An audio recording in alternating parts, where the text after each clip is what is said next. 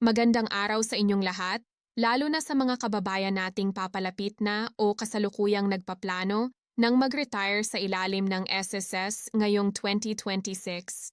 Maraming nagtatanong at naguguluhan kung kapag ba nag-retire na sa SSS sa taong 2026 ay automatiko na ring kasama ang pension increase.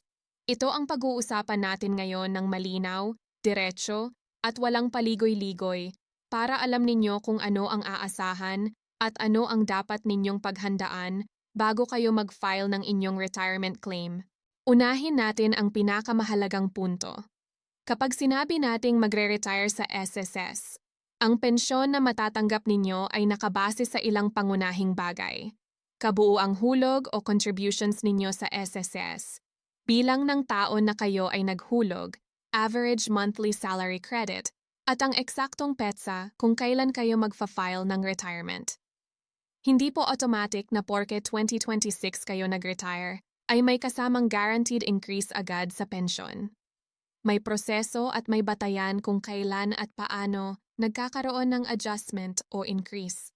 Marami kasing naririnig online na kapag nag-retire raw sa 2026 ay mas mataas na agad ang pensyon o may dagdag na automatic increase.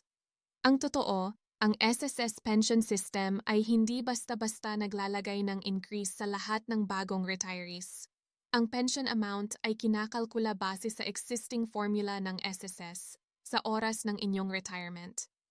Ibig sabihin, kung ano ang computation sa oras na ma-approve ang inyong retirement, iyon ang magiging base pension ninyo. Ngayon, pag-usapan natin ang pension increase. Kapag may pension increase na ipinatupad ng SSS, ito ay karaniwang ibinibigay sa lahat ng existing pensioners, kabilang ang mga bagong retirees, pero hindi ito laging sabay sa mismong pag-retire. May mga pagkakataon na ang increase ay ibinibigay sa isang hiwalay na petsa, depende sa pulisya at desisyon ng SSS. Kaya mahalagang maintindihan na ang increase ay hindi palaging kasabay ng unang pension release. Kung ikaw ay magre-retire sa SSS ngayong 2026, ang unang makikita mo ay ang base pension amount na computed ayon sa rules. Kung may ipapatupad na pension increase pagkatapos nito, doon mo pa lamang makikita ang dagdag.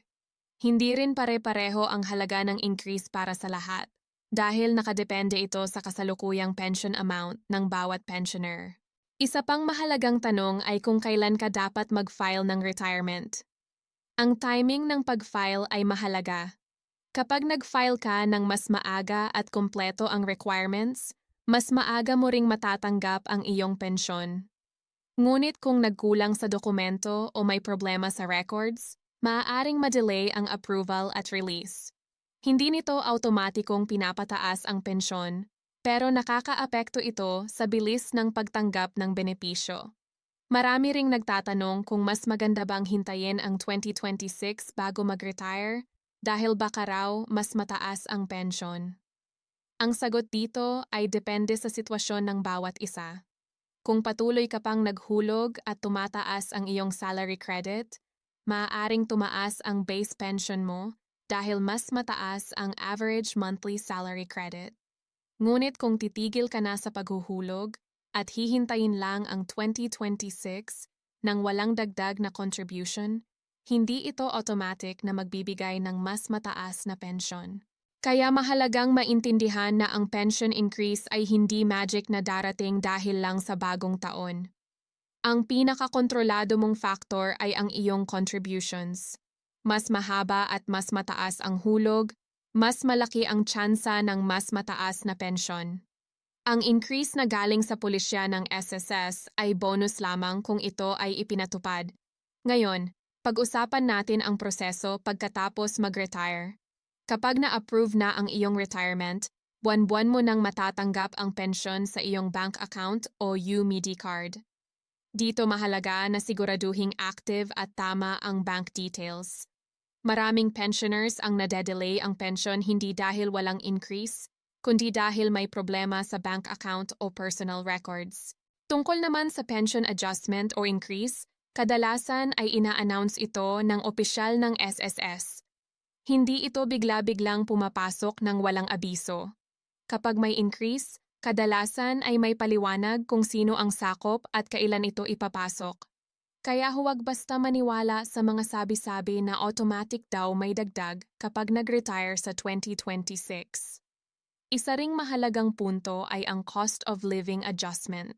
Ito ang isa sa mga dahilan kung bakit pinag-uusapan ang pension increase.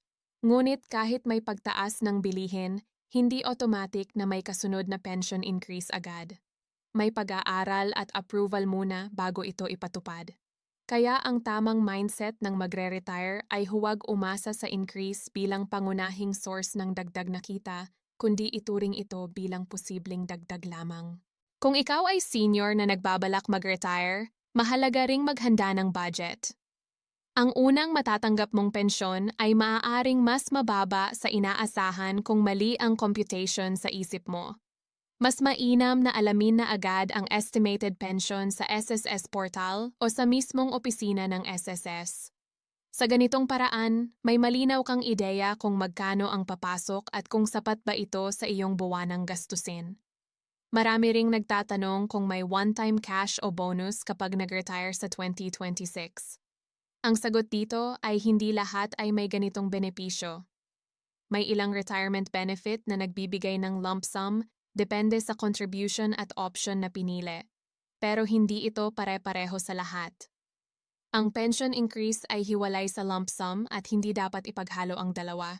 Sa kabuuan, kapag nag-retire ka sa SSS ngayong 2026, ang pensyon na matatanggap mo ay base sa iyong contributions at sa rules ng SSS sa oras ng iyong retirement. Hindi automatic na kasama ang pension increase, ngunit kung may ipinatupad na increase sa hinaharap, maaari kang makinabang tulad ng ibang pensioners.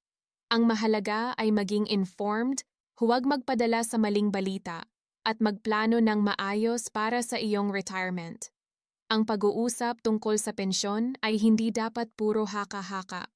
Mas mabuting umasa sa malinaw na impormasyon at opisyal na patakaran. Ang inyong pensyon ay bunga ng maraming taon ng paghuhulog at pagtatrabaho, kaya nararapat lamang na ito ay paghandaan at intindihin ng mabuti. Kung may tanong, mas mainam na kumonsulta sa SSS kaysa umasa sa tsismis online.